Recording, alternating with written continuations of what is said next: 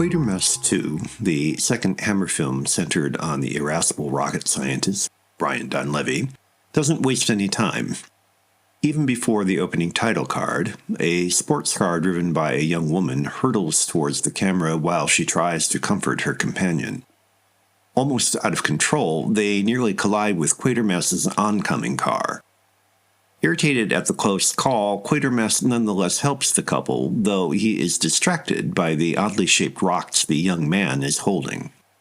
Roll titles to rejoin Quatermass as he arrives at his rocket station, where he tells his subordinates that the government won't fund any more experiments, the presumed subject of the story, but asks them to look over the rocks, the real setup. Each scene in Quatermass 2 makes its expository point while laying the groundwork to push forward with more. The tight storytelling is all the more remarkable given the outlandish premise.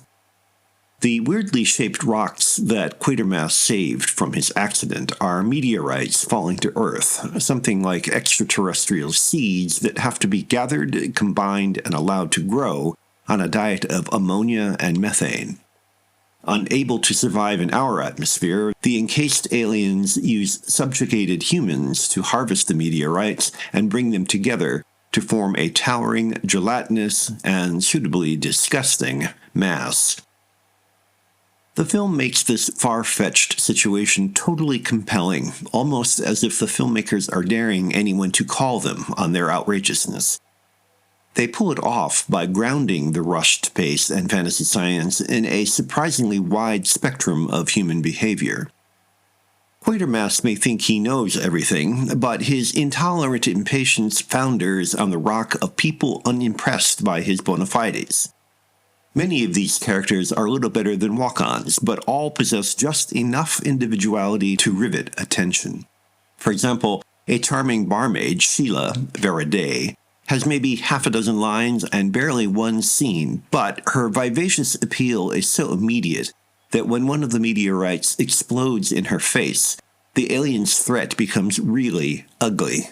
She is not grossly disfigured, but the sheer brutality visited on a likable innocent is almost physically repellent. The chief detail in this web of pervasive threat is a distinctive wound on the zombie-like victims that conveniently signals their infection. Thanks to that mark of Cain, Quatermass and his chief associate, Scotland Yard Inspector Lomax, John Longdon, can see that the aliens have already infiltrated high up the power pyramid and therefore present a real menace. The action builds to a mob riot and an apocalyptic explosion, including a nuclear bomb detonation, no less, when the repulsive ammonia creature that looks like a pile of pulsating asphalt meets its end. That conclusion is not quite up to the level of imaginative execution of the rest, and maybe it can't be.